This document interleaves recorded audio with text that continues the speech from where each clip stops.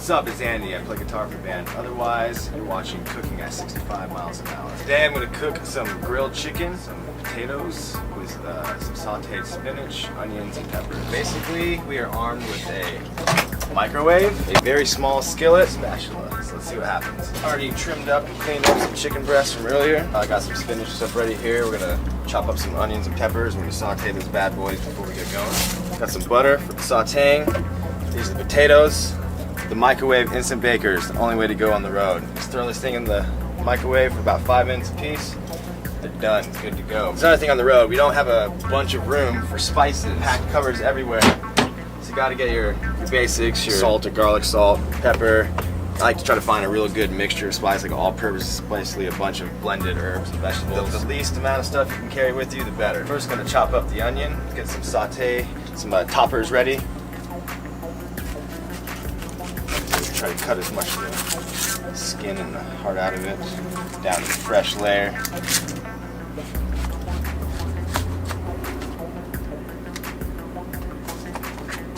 Cut these onions into some small chunks to mix with the spinach and the peppers. I'm going to grill these bad boys in the skillet and use them for some toppers for the potatoes and the chicken. If you have extra onions, like we might have some extra onions here that we won't need for toppers, it's good to use while you're cooking the chicken to add a little extra flavor in the chicken as well. This is basically just a bunch of stuff that I like and seems to be popular amongst the bandmates as well. I mean, I can eat grilled onions just as grilled onions are so good, so I incorporate onions with a lot of stuff I make. Got some onions ready. Gotta get the skillet ready for some saute action. I just kind of eyeball it. It's not the healthy portion of this meal, but it's a good flavorful one. It's got about 2 tablespoons of silver butter to help with the sauteing. Onions are ready, we're just going to dump those in there. Next up will be the pepper, which I already washed earlier. Cut this guy in half, save the rest for later. I usually go for like the red or the yellow peppers. They seem to have a little bit more of a sweet flavor. Chop these up in some real small pieces. Guitar players, be careful of chopping your fingers off. When I'm at home, I literally, I don't go out to eat probably ever. I know I'm gonna cook food I like. I know it's cooked clean. I like to grill a lot, that's my thing. I like to, when I'm at home, I'm always in the backyard hanging out with the dogs, firing up the barbecue, even in the winter time, but Vegas is kind of a good thing to do too. Hang out by the pool, barbecue some food, have your friends over, cook for your family. I enjoy cooking, it's cool, it's fun to socialize when you cook, have people over, just hang out, eat some good food. I would rather have people come over and hang out with me while I cook food than go out to a restaurant anytime. Just got done chopping up some pepper, gonna add this to the plate, to the skillet, so we can get these mixed up and start sauteing them. Just fired the skillet up to usually around 300 degrees. I got the peppers and onions which I just chopped up. I also got some spinach leaves here, just a little bit of bacon. Gonna add a little flavoring to the toppers as well. 3 pieces of bacon, about 1/4 cup of spinach. Just gonna kind of mix these all together. It takes somewhere between 5 and 10 minutes depending on how much you're making, how many people you're cooking for. This is a nice little portion. This will probably take closer to 10 minutes to prepare. That's heating up. I got some chicken that I cleaned earlier. Let's separate this out a little bit. Get some seasoning going on this. So as soon as the toppers are ready, you can throw it on.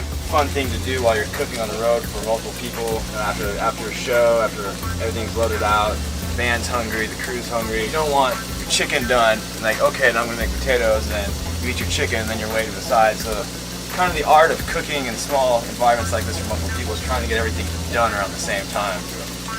Potatoes, kind of throw them in the microwave. These usually take about anywhere from 4 to 5 minutes each. This microwave is not the most powerful microwave. So we'll probably do 2 rounds of 5 minutes. I'm gonna get a go started right now. Season up the chicken a little bit. Got some garlic salt right here. I'm a big fan of pepper, so I like to keep things spicy. Finely ground black pepper. Give these a quick stir. And these are the vegetable herb blend. Get some of that going on top of here as well. Now we wait and enjoy the smell. Another thing that goes good with potatoes is good cheese. It's kind of like a creamy cheddar, like a white cheddar blend of cheese. Picked this up last night. I'm going to cut this into some small pieces. This also goes good if you like a little bit of cheese to add some cream to your potatoes. White cheddar is usually ideal for that. In my opinion, I just love cheese. Cut it up into some small pieces that will melt easily once the potatoes on the skillet. This cheese kind of breaks up easily, so it'll melt and blend in with potatoes real good. Save that for a midnight snack, some Ritz crackers. Toppers are getting there. I like my sauteed onions really, I don't want to say overdone, but very, almost crispy. I kind of use the bacon as a guide. When your bacon starts getting crispy, it's usually a good indicator that everything else is done. You'll see the spinach leaves start to shrink up as well. Onions are starting to get a little bit of a golden brown going on. The toppers are getting close. Pack up this cheese a little bit more. Always wash your hands. Lower the heat a little bit. You guys are almost done. Turn these bad boys over. Probably start the next round of that when I throw the chicken on the grill, so it'll kind of come out at the same time. Probably give that another minute or two. You want to kind of keep these stirring up as much as possible so you don't burn them. These little skillets are pretty good about their heat distribution, so you usually spread it out and they'll get it even cooked. Looks like our toppings, our spinach, onions, peppers, and bacon toppings are just about done. Just lower the heat on this, get these guys out. I'm probably going to leave the rest of these on here to kind of cook with the chicken as well. Scoot some of these off the side. Throw these back on there. Kind of throw these on top of the chicken in the mix. Cover these up to stay warm. Take another little tablespoon of butter, get the chicken going. Don't want to stick. Some of the toppers will burn the bottom a little bit. Make for a fun cleanup. Start adding our chicken breasts. Turn the heat back up. Get these bad boys cooking. Usually around 300 or so. This was three chicken breasts that I just kind of sliced up in little pieces. A lot of the reason I do that, more people can eat quicker, and it cooks quicker. So when a lot of the times when I'm cooking, it'll be for 9 guys, the 5 crew guys, or the 5 band guys and the 4 crew guys. So it'll kind of be like in rounds, like, all right, you 4, your meal's ready. Next round, coming right up. Just got our chicken on the grill. I'm gonna go ahead and get that second round of the potatoes going. Try to get this meal done at the same time. Usually takes about 5 to 8 minutes until it's all the way done. Chicken, you don't want to mess around with this. I'll usually cut a piece in half just to make sure it's done. It's already starting to turn on this side. Put these guys. A lot of bands on the road, and we have been guilty of it as well. We'll eat fast food. It's available 24/7. It's convenient. It's cheap too. But to be honest, a meal like this, with what I'm cooking right now, would easily feed 3 to 4 people. Probably costs a total of $10. For 3 to 4 people to go to Burger King, you're gonna spend at least $20. This is way healthier. I think it tastes 10 times better, and it saves you money. You add just a little bit more. It's like a vegetable herb mixture. I'm trying to put too much salt, so I can get something like this that doesn't have salt in it. It's just straight herbs and vegetables. Pan over here real quick. This is Corky Gainsford. He is the official taste tester of all of my meals. Always. I can count on this guy taste test anything and everything I make. Can't do without him. Ready to microwave bakers. I'll assume that these Larry Alsum microwave bakers are trustworthy. You're always going to make a little bit of a mess when you're cooking in such a small environment. That's why you make a deal with the people you're cooking for to clean up your mess. It's almost like the all fly you buy. I'll cook, you clean. Another reason I like to cook with like onions and peppers, like tomatoes all the time, or spinach. You don't have to add as much salt to seasoning. You kind of get like some natural flavors mixed in there as well.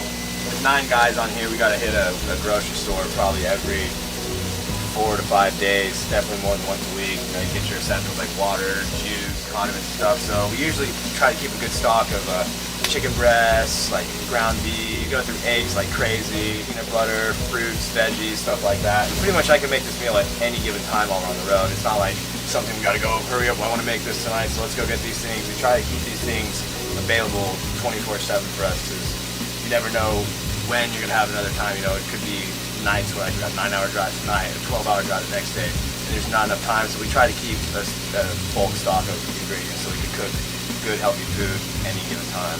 Or maybe you'll be stuck on a freeway for 14 hours in a snowstorm. You never know.